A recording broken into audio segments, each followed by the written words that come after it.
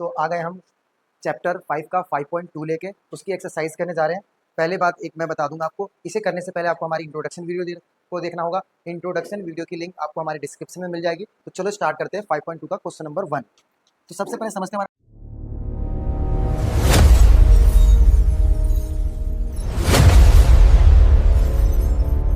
Question क्या कह रहा है।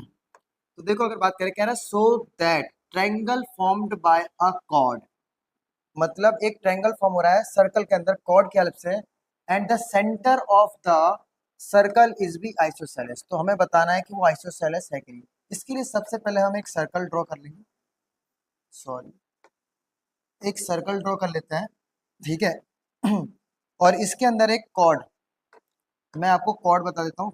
एक कॉर्ड ड्रॉ कर लिया मैंने, ठीक है।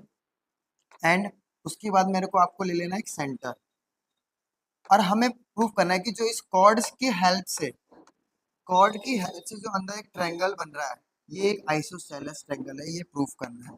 इसका नाम ओ दे दिया, इसका नाम ए दे दिया, इसका नाम मैंने बी दे दिया।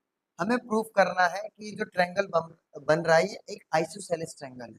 तो सबसे पहले अगर मैं बात करूं, तो मुझे इस क्वेश्चन के अंदर गिवन की बात करूं, तो मुझे एक ए बी कॉर्ड गिवन था। क्वेश्चन ने बोला था कॉर्ड, ठीक है। और जिसमें मैं ये बोल सकता हूँ कि ओ ए एक रेडियस है,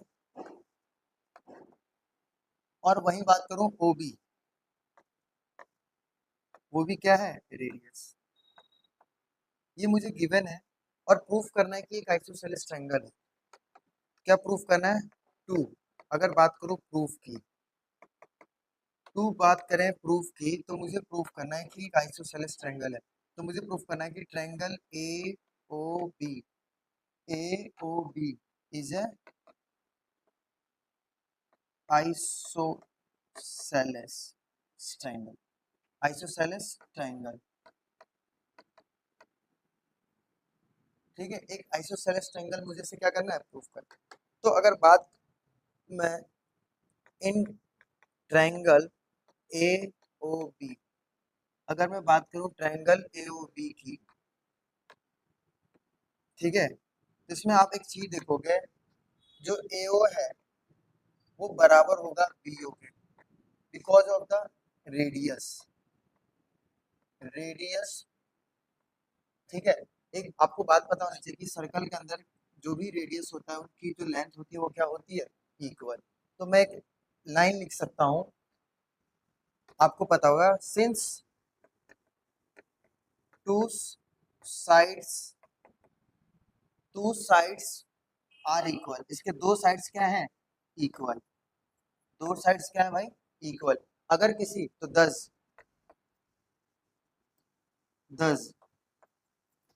triangle A O B is a isosceles isosceles triangle. कि आपको ये पहले से ही पता होगा कि जब भी किसी ट्रायंगल के दो साइड इक्वल होते हैं तो ट्रायंगल क्या कहलाता है, क्या कहलाता है भाई, हमारा आइसोसेलेस। तो ये हो गया इसका सॉल्यूशन। क्या बताया मैंने आपको, हमें क्या दे रखा था, एक सर्कल दे रखा था, सर्कल में एक कॉर्ड दे रखा था, मैंने रेडियस ड्रॉ किया, और प्रूफ करना था हमें कि एक आइसोसेलेस ट्रायंगल है।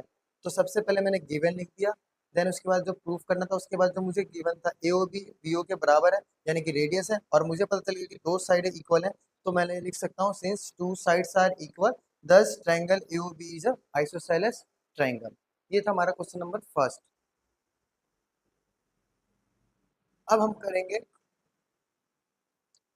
Question number 2।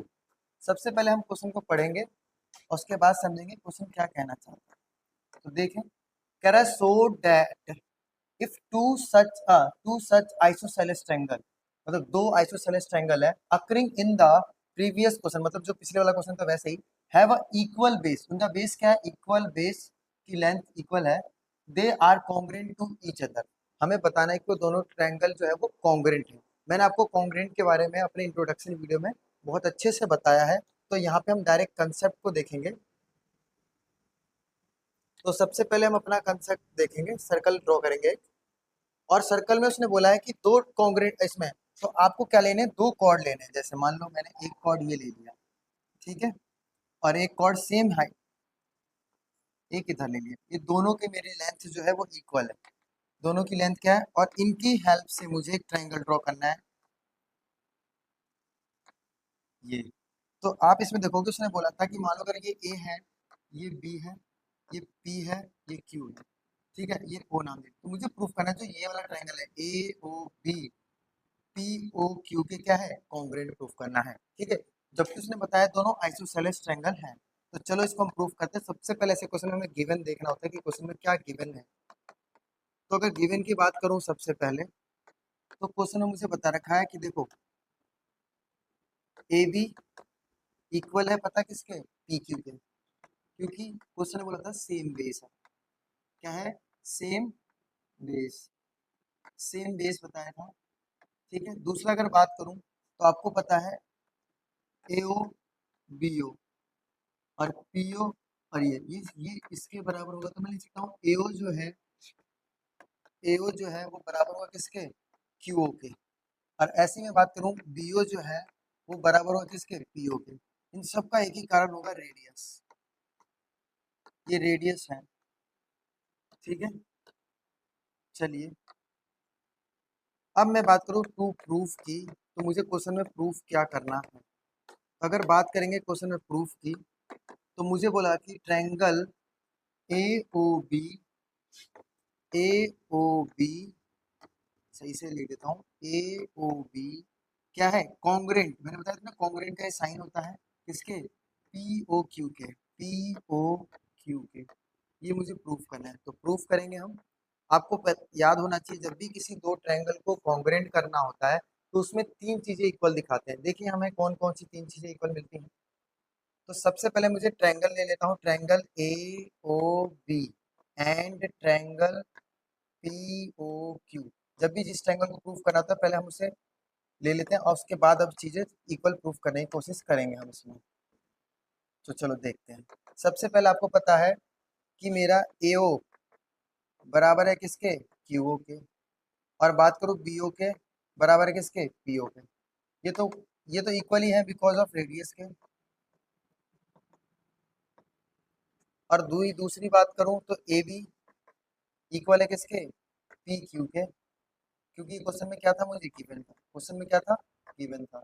जब भी तीन चीजें तीन साइड इस ट्रायंगल की इक्वल है, तो मैं अब लिख सकता हूँ ट्रायंगल ए ओ बी क्या हो गया, कॉन्ग्रुएंट हो गया ट्रायंगल पी ओ क्यू के, साइड साइड साइड, ये भी साइड है, ये भी साइड है, ये भी साइड है, इसलिए मैंने लिख दिया साइड साइड साइड की कॉन्ग्रुएंसी के रूल से। तो चलिए अब हम मिलेंगे आपको अपनी नेक्स्ट वीडियो में। चलिए धन्यवाद।